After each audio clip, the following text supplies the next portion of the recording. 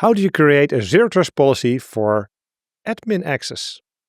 Welcome to Threat Talks. My name is Lieuwe Koning, and here from the Security Operations Center floor at Onto-It, we bring you Threat Talk, the deep dive. And the subject of today is actually a continuation of last time.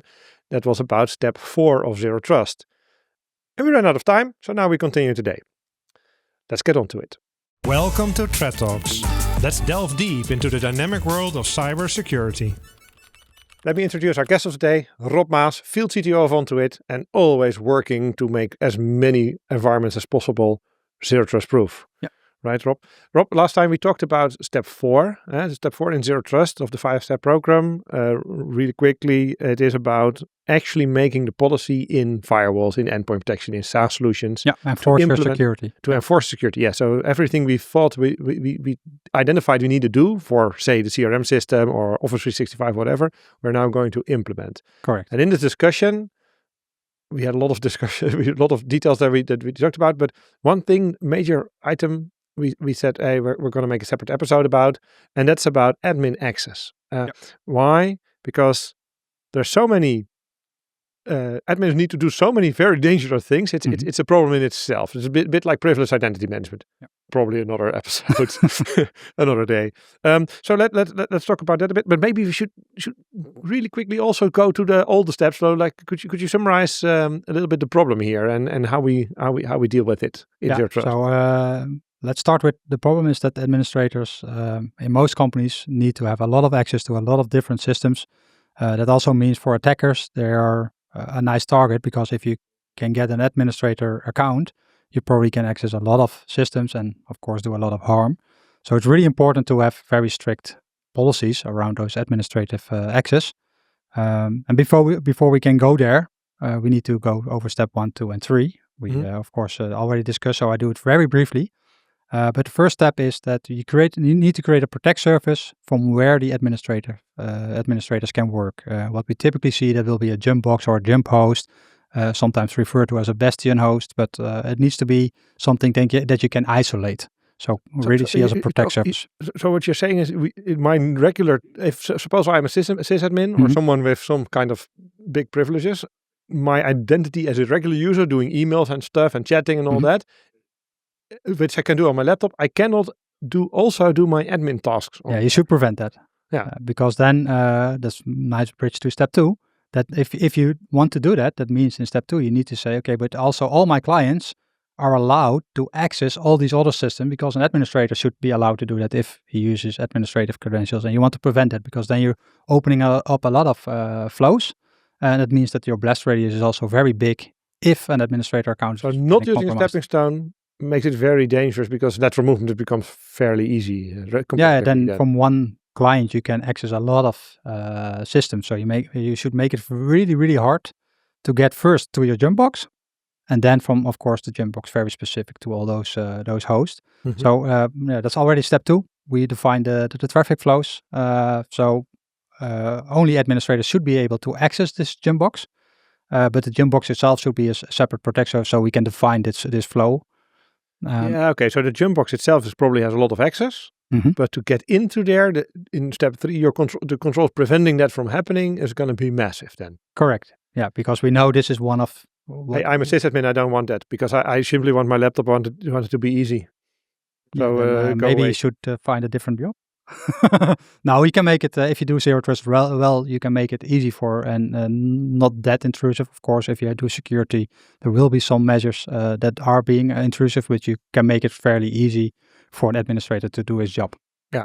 So my state of mind as an admin should be, hey, my laptop is not here for my admin task. I shouldn't do anything in there, but I need to have some kind of second desktop or jump house or whatever it is, that where I am not, in my case, not Lieuwe, but I'm admin Lieuwe. Correct. Yeah. Right? Yeah. So it's really separated completely to identities, to environments. And we can also see that in a protect surface. So you have maybe your regular client protect surface, and we have this jump box. Can I still use my favorite terminal program on my laptop? It depends a bit on how you create it. I normally would say try to prevent it and only have video access to it, so KVM access, because then there's really no data transfer, or at least it's really hard.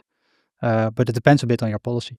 Yeah, well, the ChatGPT listens into my screens if I wanted to, right? And it will record, show, Yeah, put everything on screen. So if I show on a remote server the password in some kind of file, which is fine, it is there. But if I show it on my screen and my ChatGPT is listening in, then it will know it, right? Yeah, so you should also take care of that. Also, if it is really strict, then of course you use different systems. We have environments where they use different systems, completely hardened, completely more or less offline from the rest of the network.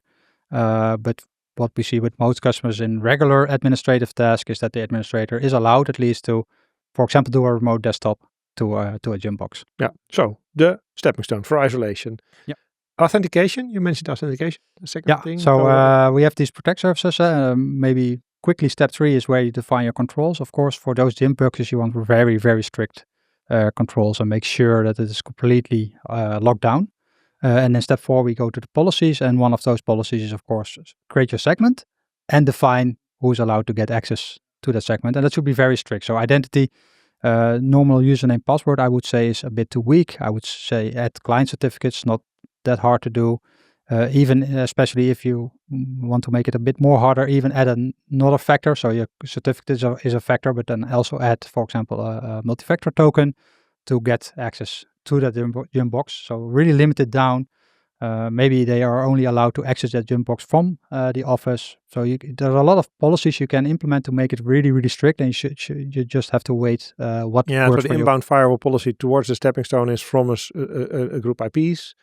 Maybe use user ID or any way to. I always try to make it already as hard as possible on your firewall, because if there's no network access, then an attacker can do nothing. So if you make that very strict, then the next step is, of course, the authentication itself on the device. And short-lived SSH keys, for example. I need a step SSH, for example, as a technology. Yeah, you can use short-lived SSH. You can go a lot of directions, I think, here, and depends a bit on what kind of organization you are and what kind of tools you use.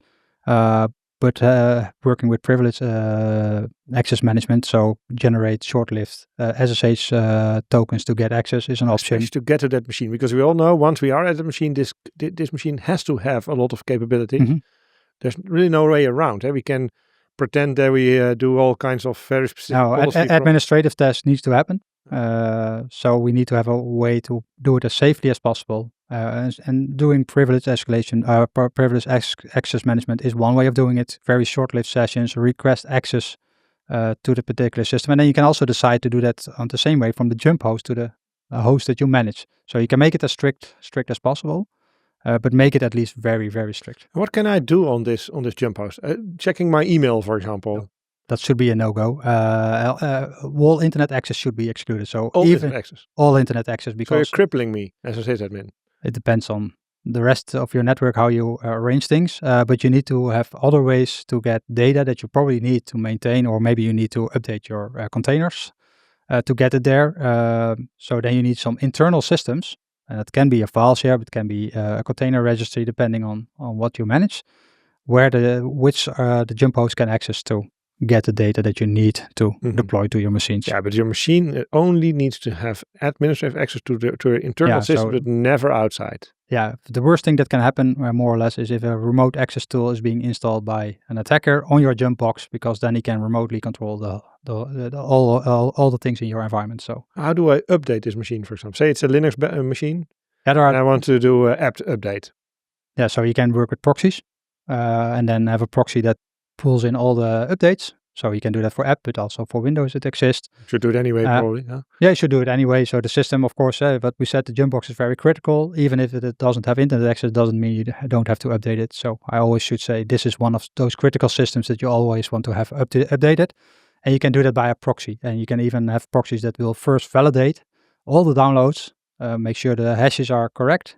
And then the update server can pull it in. You can even say, okay, these updates are only allowed between certain time slots. So you can also make there a very specific policy. Yeah, everything, put everything in place in such a way that if that jump host were to be compromised, then the attacker can do nothing with it. Well, it can control if they know the next password. Yeah, the equipment maybe, but certainly can't exfiltrate data, right? Make it very hard. If we're talking about the kill chain, the cyber kill chain. I mean, it's getting in, of course, is bad, but it is more or less harmless unless there's some even actual if you get being access, done. but you cannot get anything out. Or an instruction in. Yeah. Okay. And what about if I need to,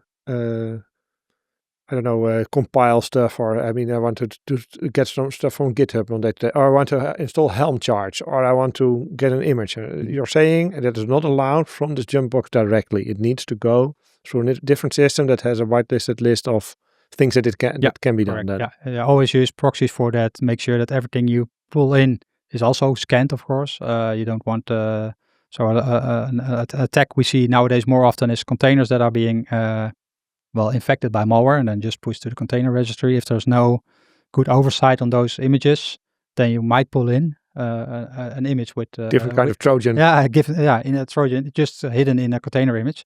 Yeah. So your proxy should also make sure that what it pulls in is being scanned and checked. Simple hash check is the first step, I would say. Yeah. And if we're talking about SSH keys, many people don't use passphrases sometimes. How bad is that?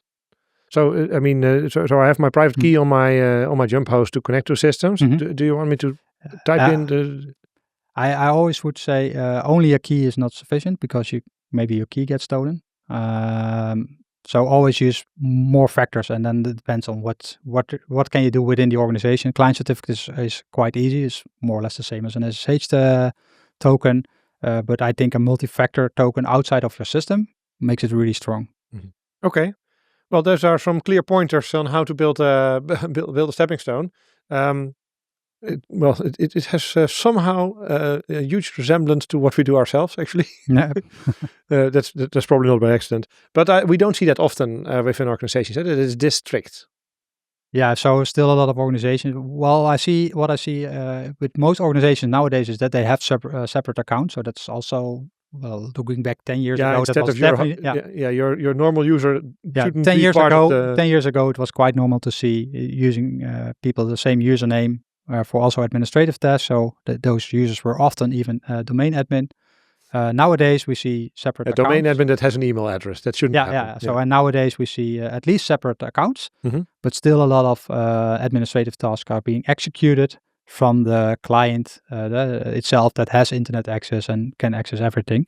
I think there's a lot to win there or to gain to improve security. Yeah. So in conclusion, I heard a lot of red flags. An administrator that can email, a stepping stone that has access to the internet. For example, no multi-factor authentication, no client certificates to get to your stepping stone, and not a very, very strict policy to get. Yeah, maybe one thing to add: audit everyone that's accessing that system. There's a task for the Security Operations Center there, right? And that's what we're going to talk about in step 5 of Zero Trust. Correct. Monitor and maintain. That's also a very. If you've done everything right, then you shouldn't. Well, we'll talk about it next time. But shouldn't need step 5, or do we always need it? You always need step 5. We always need step 5. Well, that's a little cliffhanger for next time then. Thank you very much, Rob, for these insights on this specific topic. And for you, the audience, thank you very much for tuning in once again. I hope you like this episode. Please like us if you do. We'd appreciate that. Press the subscribe button if you want the next episode about step 5 also in your inbox. And we're looking forward to delivering that to you next time.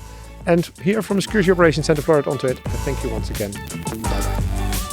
Thank you for listening to Threat Talks, a podcast by Ontoit Cybersecurity and AMS-IX. Did you like what you heard? Do you want to learn more? Follow Threat Talks to stay up to date on the topic of cybersecurity.